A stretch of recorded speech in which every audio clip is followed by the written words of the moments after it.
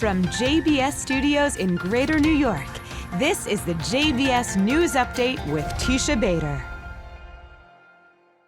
I'm Teisha Bader with the JBS News Update for Monday, November the 11th, 2024. An IDF reserve soldier was killed today in Gaza fighting against terror group Hamas. He is 34-year-old Major in Reserve Itamar Levin Friedman. IDF troops continue to battle and eliminate terrorists and terror infrastructure in Gaza, including on Saturday, the IDF shared where it eliminated the operations chief of the Palestinian Islamic Jihad terror group in a Gaza airstrike.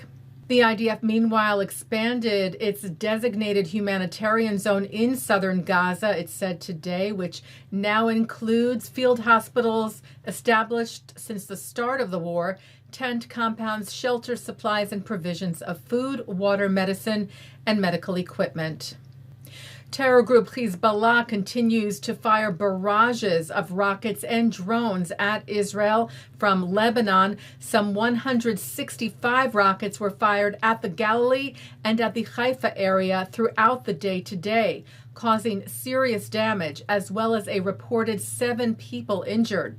Magen David Adom paramedics saying they treated a 27-year-old female in moderate condition, a 35-year-old male, and a toddler in mild condition, all hit by shrapnel in the Carmiel area after a rocket apparently impacted the northern Arab-Israeli town of Be'ina. Rocket impact was also reported in Kiryat Ata near Haifa, and a man was said to have been moderately injured there by shrapnel as well. 2 other people were also lightly hurt. The IDF responded to the attacks from Lebanon, hitting Hezbollah terror infrastructure, including, it shared yesterday, dismantling underground terrorist tunnels, including a tunnel that was strategically located under a cemetery. The IDF saying also that it intercepted several drones from Lebanon and hit Hezbollah targets, including a rocket launcher from which missiles were detected that were fired at several areas in the north of the country earlier today. The IDF also intercepted a ballistic missile launched at Israel from Yemen this morning. Israel's Air Force said it intercepted one launch that made its way from the direction of Yemen, noting that the launch did not cross into Israel. However, shrapnel from the interception reportedly sparked fires in the Beit Shemesh area just outside Jerusalem. And Israel's Air Force said during the night last night it successfully intercepted 4 unmanned aerial vehicles that made their way to Israeli territory from the east. 2 were intercepted before crossing into the territory of the country. The East usually refers to Iraq. Israel's President Isaac Herzog is in the United States. He'll attend the Jewish Federations of North America's annual General Assembly and meet with American leaders in Washington, including with U.S. President Joe Biden at the White House tomorrow. Herzog wrote that he attended an emotional evening of solidarity at the UJA Federation of New York Saturday night, marking the devastating and unthinkable 400 days of captivity for the hostages who remain held by terror group Hamas in Gaza. Herzog said the Jewish community in the United States, along with Jewish communities worldwide, mobilized immediately to support and stand with Israel since the first moment of the attack on our people, and continue to stand with Israeli society and the families of the hostages in their struggle for their release.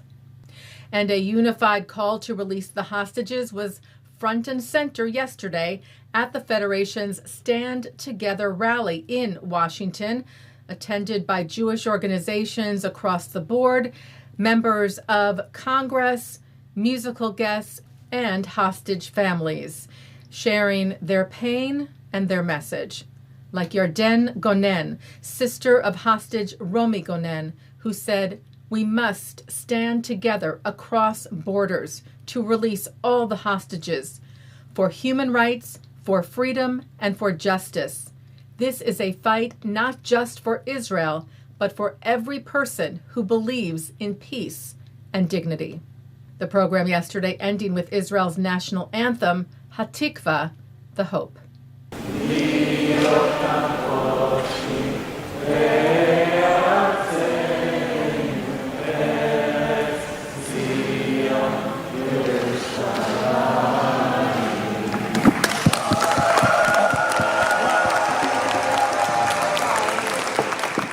Taking a look now at our programming for tonight on JBS for Monday, November the 11th at 7 o'clock. FIDF CEO Steve Weil is joined by Jonathan Schanzer to discuss Israel's progress in its multi-front war. At 8 o'clock, Abigail Pogrebin is joined by journalist Joshua Leifer to discuss Tablets Shattered, his personal exploration of the American Jewish experience. At 8:30, Eric Goldman is joined by Hungarian poet and actor Géza Röhrig to discuss After, Poetry Destroys Silence. At 9, Michael Taylor is on L'chaim at 10, it's Good Week Israel, which is also coming up next. And that's the JBS News Update for Monday, November the 11th, 2024. I'm Teisha Bader, Am Yisrael Chai.